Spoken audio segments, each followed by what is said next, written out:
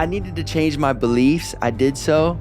And then I needed to let go and become detached from the outcome. We're adults, okay? We're in control of our emotions, our thoughts, and our lives. You're responsible. I'm responsible. They're not somebody else's fault. Hi, everybody. Welcome. Looking forward to speaking with you guys. I wanted to offer a distinction today before I take questions from you about something that we seldom talk about in our society. In fact, we go to great lengths to not talk about it, and that is death. And a lot of you have connected with my music around some of the projects I've made around my father's death and other people's death. And death comes with grief for sure, but can also be one of the most clarifying and beautiful features of life. And Confucius said, everybody has two lives. And the second one starts when you realize you only have one. And the distinctions in practice I want to share with you today are based out of a book, a very impactful book by Ira Boyk. It's Boyck, I believe. And the title of the book is The Four Most Important Things. And if you haven't already experienced the death of a loved one, just wait. You will. It's one of the features of life that it ends. And unfortunately, our time with one another, our loved ones, is finite. And I want to share with you the distinctions in this book because they changed the relationship I had with my father in the last months of his life. My father was my biggest fan, my biggest cheerleader. He was a teddy bear of love and was half of the foundation, the other foundation being my mother, half of the foundation from which I live the life that's beyond my dreams. Now, the life that I feel blessed has connected with your life. When I had my biggest hit of my career so far, which was my song, I Took a Pill in Ibiza, I was flying high. The song was the number one song in the world. And I got a phone call, and it wasn't my manager telling me that we had sold another 1,000,000 records. It wasn't my agent saying I had an offer for some really cool show to do. It was my mom. And she told me, Mike, Dad has a tumor in his head the size of a tangerine, and they're going to take it out tomorrow. I got on the next flight I could. I flew to Detroit. And I spent the next 10 months with my mom, my sister, trying to give my father the gift of the most beautiful death that we could. The process was challenging, intense, and beautiful. I found myself doing things for my father in his bodily functions that he must have done for me when I was a child. Very full circle process. I was taking care of him at the end of his life the way he took care of me at the beginning of my life. And so what I want to talk to you today about is the four things that Ira Boyk says you must do before someone dies. And these are the four things. The first is to say, please forgive me. If there's anything in the relationship between you and the loved one that maybe you feel guilty about, maybe you're a little embarrassed about. You get the opportunity to ask for forgiveness. And you need to ask for forgiveness now. Now is the time. Why? Because you don't have forever to ask for forgiveness. And when that person leaves their body, you can still ask for forgiveness, but it's a different process. And you won't hear the words come out of their mouth. You won't hear the words, I forgive you. And the words, I forgive you, are the second thing. That's the second of the four most important things, to say, I forgive you. And if you notice inside yourself, I mean, often with our loved ones, we have the most like resentments that we build up over years. And sometimes they were little itty bitty small things, but we held on to them and we stacked on top of them. And they became things that irked us. Or maybe they really were things that truly hurt you to the depths of your soul. I'm sure you've heard from many other people wiser than me. Forgiveness is for you. It's not for the other party. How long do you want to carry in your life rage, anger, vengeance? That's a poison. You don't, the person you feel that about doesn't feel it. You feel it.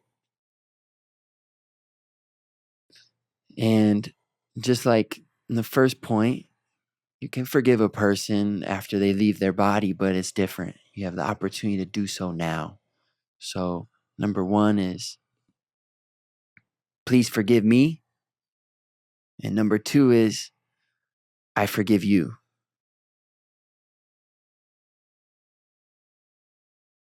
Number three is, thank you. Thank you.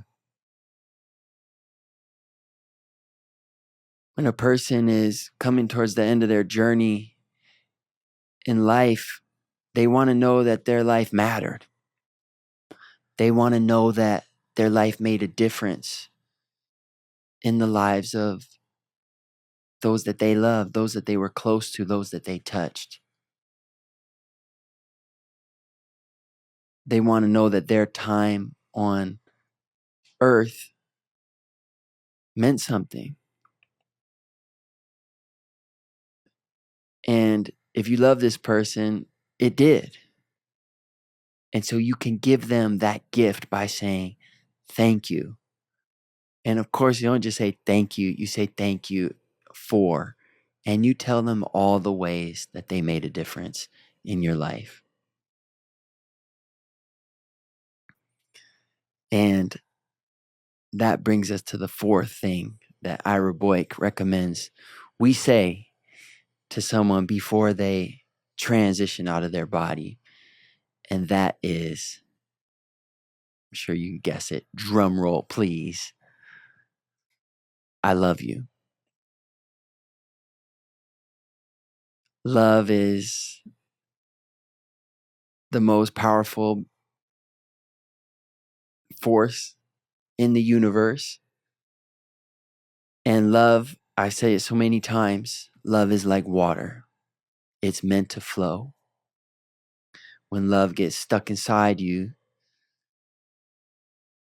it becomes rancid, just like water.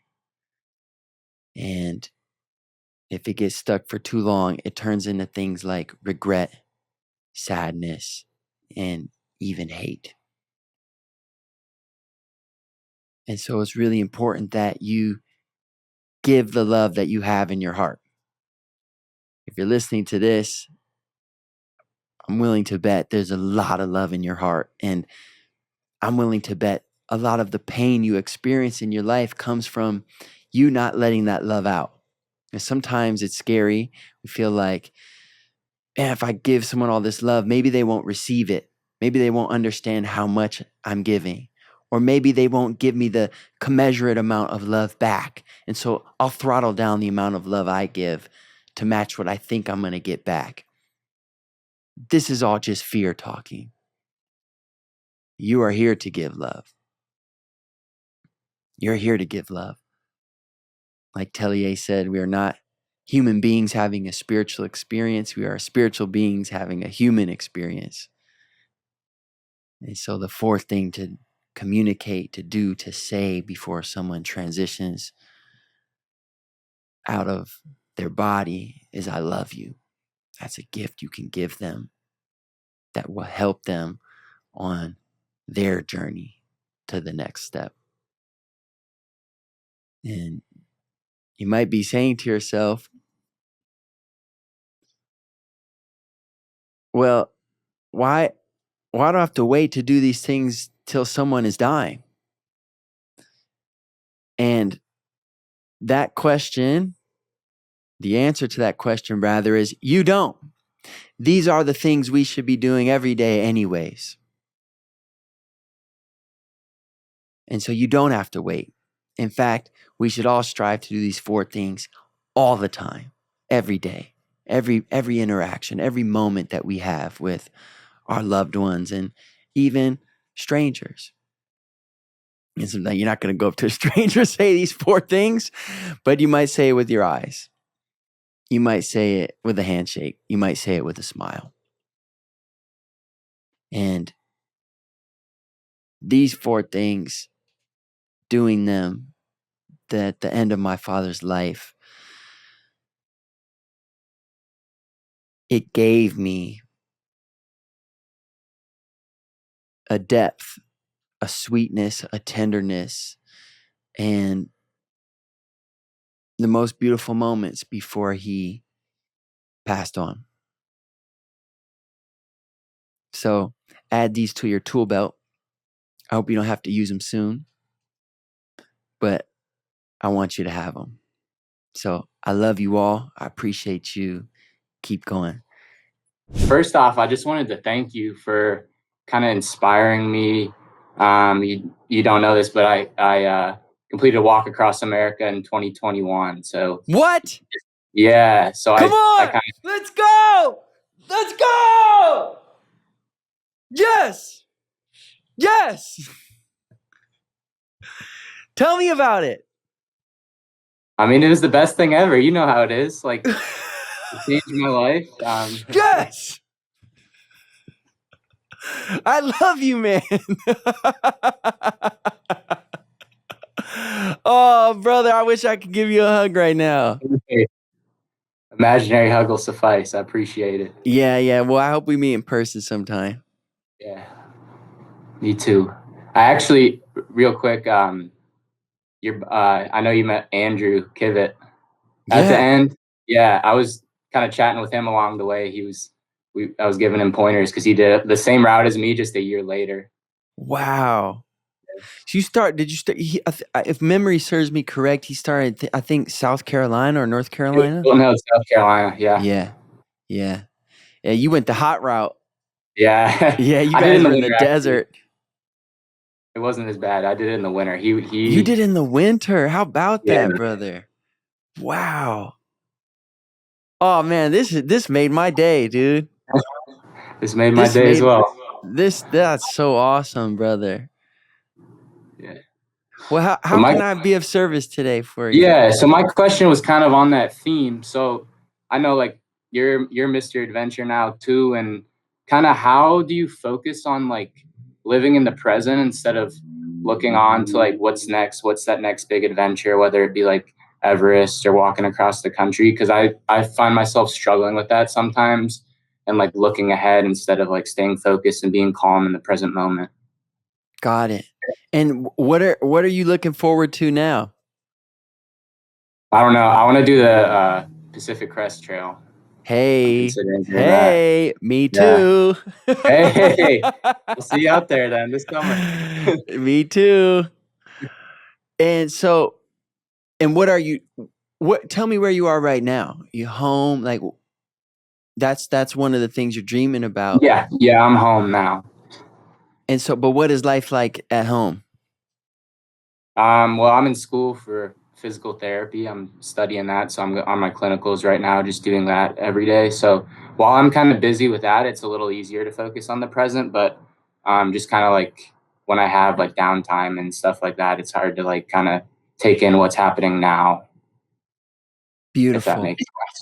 Yeah, I got you, man. I got you. So, first of all, it's really important to have both. Mhm. For a long time, I found myself in the ditch on the other side of the road, which is I used to structure my life totally around utter and vigorous presence, trying to be like really present all the time.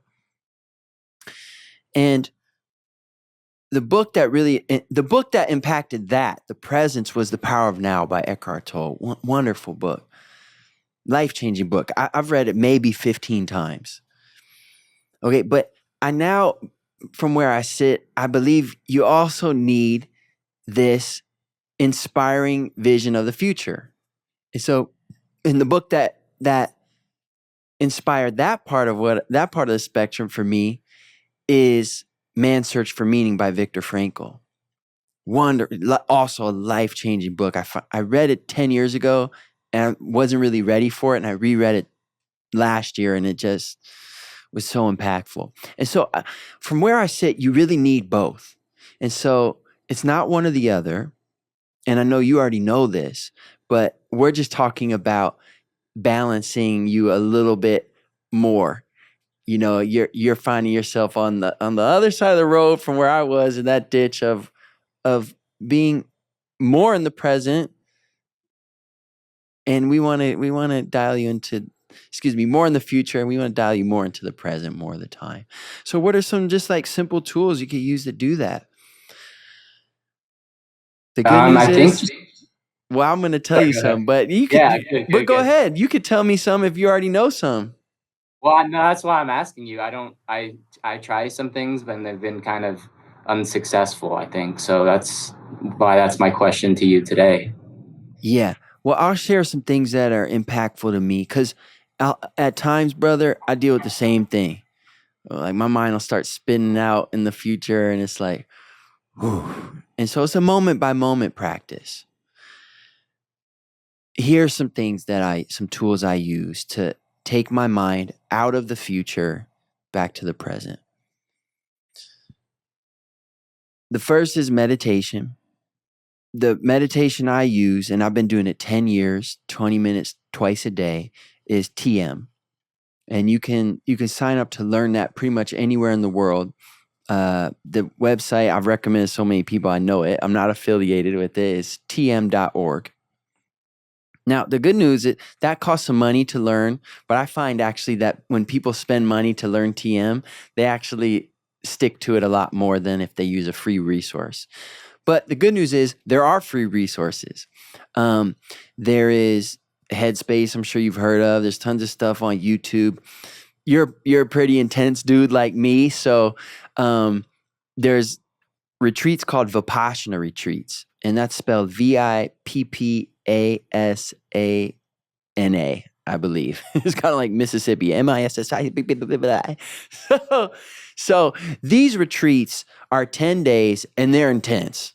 Okay, they're not easy, and a lot of people don't finish them. And you basically sit 10 hours a day, not in one shot, but you're sitting 10 hours a day, and it gives you a superpower. It unlocks a level of presence you wouldn't believe. And so those are cool because they're free. They're all over the world. They cover your room, your food, and it's donation based. So at the end, if you want to make a donation, they go, "Hey, if you want to make a donation, it's over there." And that's all they say. They don't like pressure you. It's a really beautiful organization.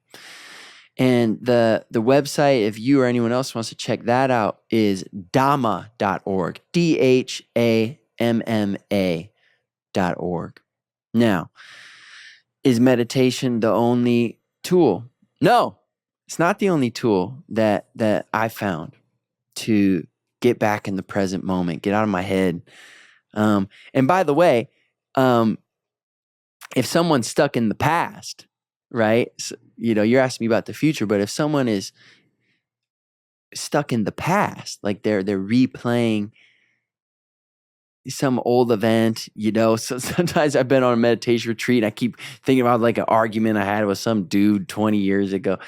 The same tools work. The same tools work for the past and the future. So what are some additional tools besides those meditation resources I just shared? Well, the breath. And the breath is the coolest one. It's the most powerful one. And there's so many breathing techniques. We could even do one right now. So this technique, and I believe this is like peer reviewed. And if one wants to do a deep dive on all things breath, read James Nestor's book, Breathe. And it sounds like maybe you've read that already. But one of the techniques that they share in that book, and I believe this is like they've studied this. This works scientifically. We can do it right now. You can close your eyes and close your mouth. You're going to breathe in your nose. And I'm going to give you the high level and then we'll do it. So you're going to breathe in your nose for 4. You're going to hold for 7. And you're going to breathe out for 8. And you're going to repeat. We'll just do like 4 of those. And you'll see, dude, it's actually kind of crazy. This technique, it's like, it feels like it should be harder. But you will feel a calm, a physiological calm come over you right now from doing that like 4 or 5 times, maybe even 2 times. But we'll do 4 or 5. So close your eyes. And I want you to breathe in your nose for 4, 3, 2, 1. Hold for 7, 6, 5, 4, 3, 2, 1. Exhale for 8, 7, 6, 5, 4, 3, 2, 1. In the nose for 4, 3, 2, 1. Hold for 7, 6, 5, 4, 3, 2, 1. Exhale for 8, 7, 6, 5, 4, 3, 2, 1. In the nose for 4, 3, 2, 1. Hold it. 7, 6, 5, 4, 3, 2, 1. Exhale for 8, 7, 6, 5, 4, 3, 2, 1. Can gently blink your eyes open and tell me how that felt. I'm not gonna lie, after the first one, like, just my heart stopped racing. I just felt my heart rate go down, and by the fourth one, like, I feel like I was like in a Zen moment almost. Yeah, I struggle to like focus on breath work and stuff like that. I've tried countless times, but like that gave me like a quick, calming effect. So I think I'm gonna implement that into my daily practices for sure. beautiful, brother. And you know, what's so cool about that is you were probably breathing for 60 seconds. Like that was so short of a time for you to change your internal state. And what's great about it is you don't need anyone else to do it. All you need is your own breath. You don't need me to guide you. I mean, it's so simple. 4, 7, 8. Like you got it. You know what I mean? And so that's a great one. There's other breathwork techniques out there. I myself am a Wim Hof technique instructor. And that technique goes a lot deeper. It actually, people have sometimes borderline psychedelic or religious experiences using that technique. And there's a lot of resources on Wim Hof. You can get the Wim Hof app. I think that app is, again, I'm not affiliated. I'll get paid. So I'm just sharing resources. That app is called WHM. WHM stands for Wim Hof Method. And I definitely love breath work. So I'm glad that made an impact on you, and yeah, man, take it with you, share it. And I love you, man. Share I guess Jason already has your info, but I'd love to connect with you at some point in person for or sure. something. Or maybe I'll see you on a trail sometime, brother. Yeah, it'll Hey, happen. man. Yes, sir. Hey, keep going, man. I just want to say thank you for your time. Definitely appreciate you. And one of my questions was when it comes to building a business or being successful in a specific venture or avenue, how do you determine if you should still continue, even if results aren't showing up after like years of hard work or like dedication? Beautiful. Tell me a little bit about what your venture is. Yeah. So I'm building a kind of like an affiliate marketing business. So it's a lot of e-commerce, and I've been doing that for a handful of years, and I'm getting a lot of personal results from it. So I read a ton of books, go to a lot of seminars, meet a lot of cool people, develop a lot of good people skills and success skills. But I know a lot of financial results haven't really come from that yet. Um, I know it's like you should believe your beliefs and not believe your doubts. So I'm just trying to kind of figure out, obviously, should I move forward? Should I still build? Yeah. Um, How many years have you been down this path? uh, about 10 years. Wow, beautiful. Yeah. Beautiful. Yeah. So this is my experience, and I've really only had one job. So, receive what I'm about to say with Yeah. that context, which baffles me, by the way, because I went to a wonderful university. I went to Duke University, and I remember thinking at the time, like, all these kids were going into Wall Street and being iBankers, and believe it or not, I actually considered going to be an investment banker. Can you believe that? Because that's like all my Yeah. peers were doing. And, when I left or finished school, like I for sure thought like I'd maybe get to be like an artist for a couple years at the most. And so to be doing the same job now 10, 15 years later it's incredible to me. And I look at all my peers that went to Wall Street or whatever, and they've had like 40 different jobs, So, that wasn't your question, but I'm No, just it's giving you cool. a little context. So, in my experience, brother, success has always come in the way I least expected it to. It's always been what I wanted, but not the way I thought it was going to happen. And in fact, my biggest success has come when I've somewhat let go of the attachment to the outcome.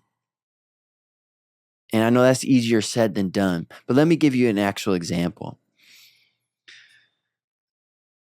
After my first album, my career was pretty much considered dead.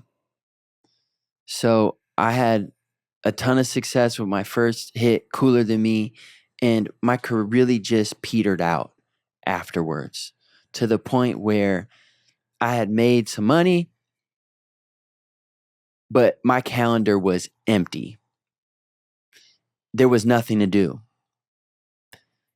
And people called me a one-hit wonder, which I guess was true at the time. I had only had one hit. And like I didn't know what to do. I was like, no one gave me the playbook. Like 6 months ago, I was parading around the world, ripping my shirt off at the concerts, and now it's just all dried up. And I believe we get not just what we think about, but what we believe. And what I realized was I had to change my beliefs in that moment. The entire time Cooler Than Me was becoming popular, my first hit was becoming popular, I felt like there's no way this can last more than a couple years. I mentioned that earlier. Like I felt, you've heard of imposter syndrome. I felt crazy imposter syndrome, bro. Like I'm going on TV, they're like singers. So I'm like, I don't even know how to sing. Like I'm a rapper. I just started singing. I'm like, dude, I don't belong here. And I thought there's no way this lasts more than a year or two. And guess what happened? It didn't last more than a year or two. I got exactly what I believed. And so imagine this moment. I'm home. My calendar's empty. I don't know what's next. I go back to like first principles. And well, I still really love making music. So I want to continue to do that. I can use this time to get better at my skills. But also I need to change my beliefs. And so I started to brainwash myself. I started to write down lists of everything that was going to happen. Well, I was shelved on my old label. I said, I'm going to convince them to let me off this label. I need to hire new management. I'm going to hire new management. Then I'm going to go on Jimmy Fallon and I'm going to play my song and it's going to become popular. And then I'm going to win the Grammy for either album of the year or song of the year. And I would just dream about that. And I would go on these walks and in my head, silently, I would say, I, Mike Posner, am going to win the Grammy for Album of the Year. I, Mike Posner, am going to win the Grammy for Album of the Year.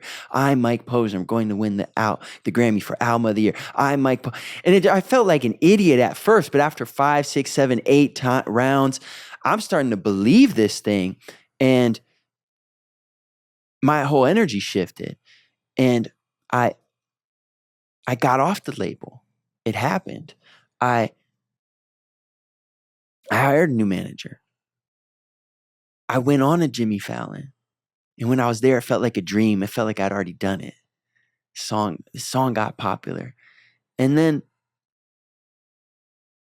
this funny thing happened where I let go. The letting go was really important. At first, I was doing these affirmations, these mantras, and like making it happen. And I felt the shift in me, but it didn't happen. And it wasn't until I started working on Mansions 1. I started working on Mansions 1 and I sort of forgot about my own project because I was just worried about this. And right when I took my mind off it, it really went crazy.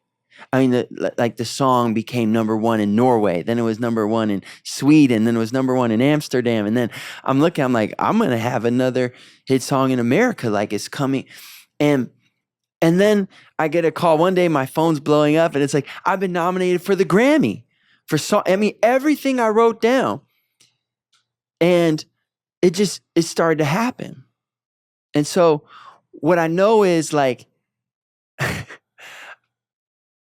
I needed to change my beliefs. I did so. And then I needed to let go and become detached from the outcome. And it was the second part that really made it go crazy. So listen, man, I know you will be successful in whatever way, whatever that word means to you. And I think developing an unbreakable certainty about that will serve you. And I see you take it like, you'll do that. I already know you're going to, I see it in your energy. You're going to do that. And those doubts, they may never disappear fully, but they'll just take up less space as your certainty. You brainwash yourself. That voice will become quieter and a larger voice, the big you that's like, that gets shit done, that's accomplished a lot of stuff already. When you look back on your life, you've accomplished a lot. That'll be the voice that's running the show. And your success, you may find will take a different form than you expect. And so for you, I think you will increase the certainty, brainwash yourself, if you will, and then let go. It is a 2-step process. Awesome. Thank you. Is that helpful? Yeah, for sure. Yeah. Any follow-up question? Anything I could clarify? No, No, no. No, I think we're good. All right. Well, I want to leave you one more thought. Taylor, this is just the beginning. It's just the beginning. So often when we're looking forward in life, we look at the past and we go, well, I've done X, Y, and Z. And so even when I dream about the future, I create the future based off of the colors that the past was painted with. But I just want to remind you, this is just the beginning. Like, you're going to look at your life in 5 years and go, holy shit. Holy shit. And so Tony Robbins says most of us overestimate what we can do in a year, but underestimate what we can do in 5. And, Yep. I'm just so excited for you, bro. Yeah, Just thank the you, man. beginning. Thank you. Yeah, I'm dude. stoked. So Go get it, dude. Keep yeah, going. man. Thanks. To get to my question, it is about moving on. And specifically, it's how do you know when it's time to move on from a friendship? Wow. Deep question. Deep question. How do you know when it's time to move on from a friendship? I can give you some context as to what precipitated that question if you'd like. Sure. So in 2011, during freshman year at UC Santa Cruz, I met this guy and we did not hit it off as friends at all. And then in 2020, right out of the gate. not at all. I think I annoyed Glad him, you're certain actually. about that. Yeah, I was like a Hermione Granger nerd. I think I irritated him. So in 2020, when the pandemic turned the world upside down, I had a dream about him. Like, it's odd that my dreams have a pattern with people I'm not that close to. They just show up. So I was just trying to reconnect with old friends. I was making care packages for people, and I decided to just DM them through Instagram since we were connected that way. And from there, it turned into like a deep friendship. And I learned after about 2 years into the friendship that they were struggling with addiction. And I got to the point where I didn't know what to do. So I felt almost an obligation to stay. And I also feel like one of my purposes in life is to help others. So, in a way, it helped me to help someone when I wanted to have a purpose during the pandemic. So, we ended up getting really close when other people abandoned him. And then in the past year, a whole bunch of stuff happened that really changed the dynamic of the friendship. We were like talking every day, supporting one another. It's almost like a trauma bond, to be honest. And then in the past year, they graduated from med school. Shortly thereafter, their father passed. And then a month after that, they had a near death experience that miraculously they survived. And they finally decided to go to rehab. So there's so many life-changing events that occurred in a friendship that didn't last that long that you wouldn't expect to happen for like 10 years of a friendship. And so I'm at the point where they're now in a relationship, and with that comes, less attention and a different dynamic in that sense. And so I'm trying to get to a point where it's like, do I stay friends with someone who has so many things going on in their life, and when we have disagreements, they deflect, don't take accountability, and almost like gaslight me as overly sensitive and melodramatic. So, and I can be that way at times, but I think overall I'm being reasonable. So I just don't know, like, if I'm expecting too much and what type of analysis what will you have, whether you stay when things get hard or you leave when things are just toxic, and finding that fine line. That's beautiful. Thank you for sharing. And I hear your heart, and I hear how hard this is.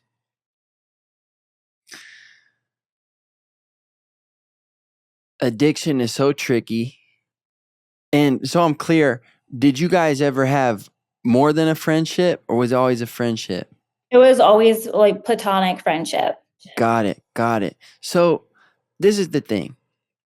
You deserve the best, and you deserve it now. So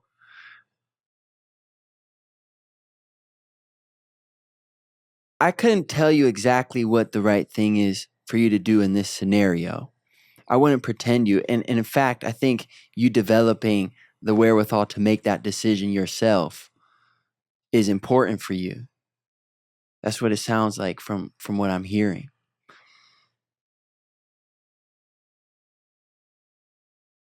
I know that a decision made out of fear, a decision made out of insecurity is usually the wrong decision. And I want to give you an assignment. And I want to give you an assignment to read a book that impacted me more than any other book last year. And that was Louise Hay's You Can Heal Your Life. And what you're going to learn how to do if you take this seriously is you're going to learn how to love yourself on a whole new level. And one of the exercises you're going to do in that book is you're going to write the sentence, I love myself, therefore, and you'll fill in the blank. Thank you. Yeah, it's a tough position to be in, but you're right. It's getting to that point where you do have to realize you deserve the best. And even if it feels like you're abandoning them and there's always a potential they can relapse, I feel like in a sense I'd be abandoning myself if I kept like this cycle of constantly giving and then constantly taking. Yeah. And here's another thing I want you to consider. I don't know if I'm right on this, but I want you to consider it. And if I'm wrong, it'll just roll off your back. You'll know I'm wrong immediately. But I want you to consider what you are getting out of helping him. And now it actually sounds like, from what I'm hearing, he's actually in a pretty darn good place. He went to rehab. He has a relationship. Things are good. And you're struggling because he's not fucked up anymore. Yeah. And so you're like, what's my role? I don't have a role. I'm like totally dismissed and disregarded now because I don't have any value to this person anymore. Well, that's what I want you to consider is what is your value when you're not rescuing someone? And I just want you to think about it, that you are getting some internal, some validation over, I'm here for this person when no one else is. And that was feeding a story or something for you. And then when they're not relying on you, it hurts. Yeah, I definitely developed a caretaker role. And so trying to separate that and but understanding what my actual identity is, like putting that aside is what I need to sort out. Yeah, and this is gold. This is fucking gold. It's not like, it's not just I adopted a caretaker role, but why did I? And I'm willing to bet you do that in other areas. 100%. Right. So, okay, this is like the juice of this question. It isn't like about this guy and when do you draw the line. It's about you doing the work internally of figuring out, why do I have this habit? And not only, like, I'm not so into just like figuring out why you have a habit. Right? Probably goes back to some mom or dad trauma. Like, we all have them, right? We all have these habits, right? I have them for sure. But I'm more interested in then changing the habit. And so I want you to read the book, love yourself on a completely new level, and stop worrying so much about him and his actions and start worrying about you and yours and owning, gosh, this habit, if I'm really honest, where else do I do this?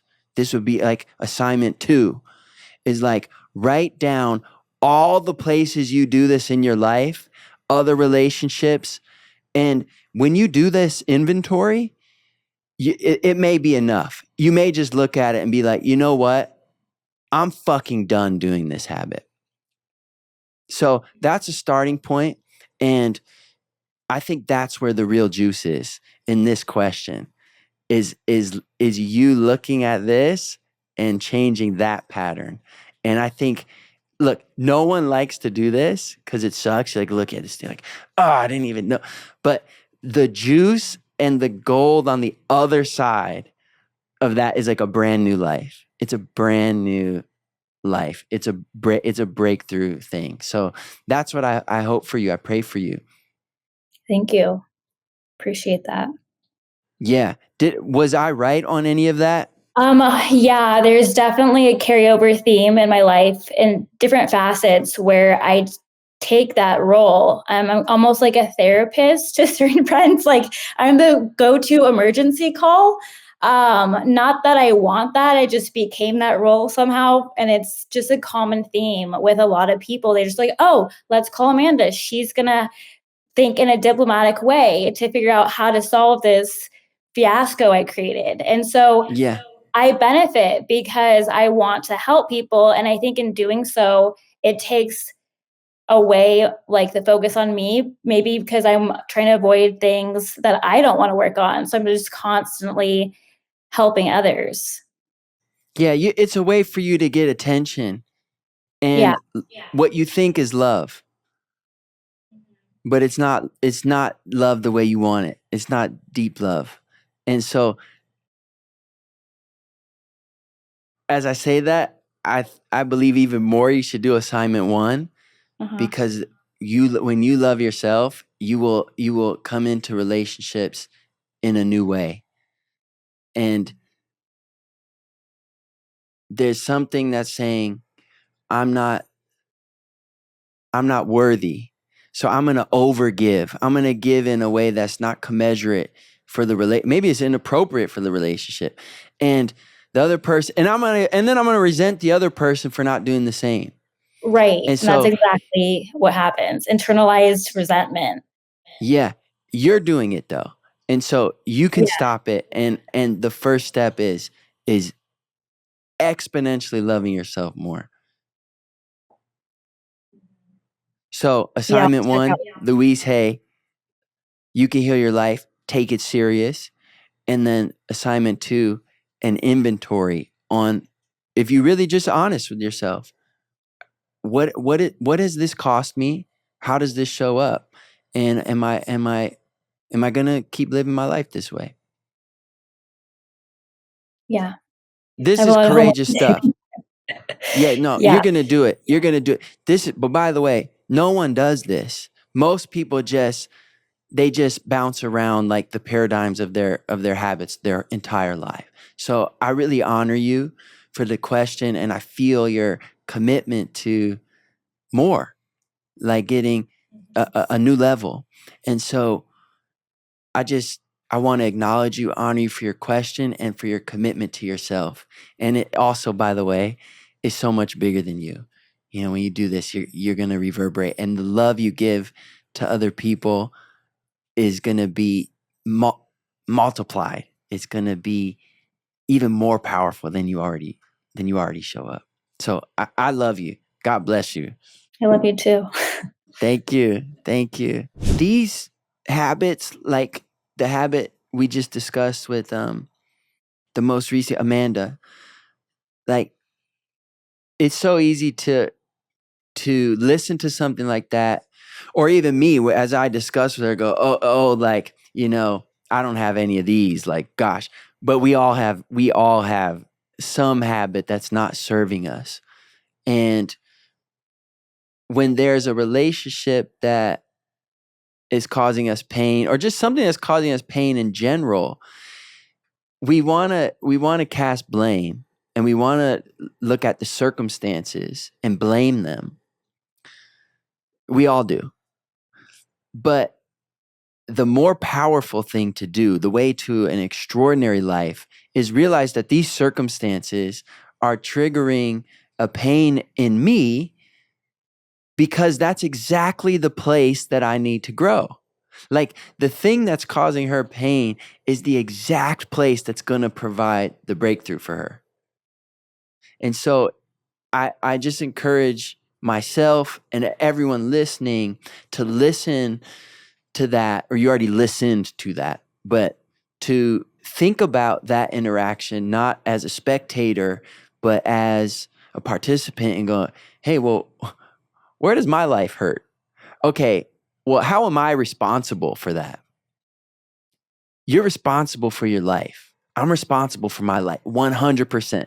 So I'm responsible for all the great shit that happens and all the suffering. I'm in control. Like, I'm sovereign. And so you're not kids anymore. I'm not a kid anymore. And it's time to take some ownership over ourselves. This is personal sovereignty. Personal sovereignty. We're adults. Okay. We're in control of our emotions, our thoughts, and our lives. You're responsible. I'm responsible. They're not somebody else's fault. Other things happen that may cause you to feel and act in a way that you've always acted. You may feel angry, but this is just God, or life. If you don't believe in God, you say life with a capital L, showing you where you can grow, showing where you can go, where you can go to the next level. So, such a beautiful, all those calls were so beautiful, and I really honor all those people, Taylor and Amanda, and what was the first gentleman's name that walked across America? Mark, excuse me, in Ohio. And gosh, that made my day too, man. What a boss. What a boss. And for everyone listening, I love you too. I'm in deep gratitude. And before we do these, I just I pray, and I say, God, command my subconscious to give me the wit, the humor, the stories, the wisdom, or whatever, to say what I need to say to make a difference for somebody else. So I hope we've done that for someone somewhere. And I'm just sending love to everyone. Love's like water, so I want to let some out to everybody. Especially you, Jason. Love you, bro. Peace. Bye, guys. Keep going.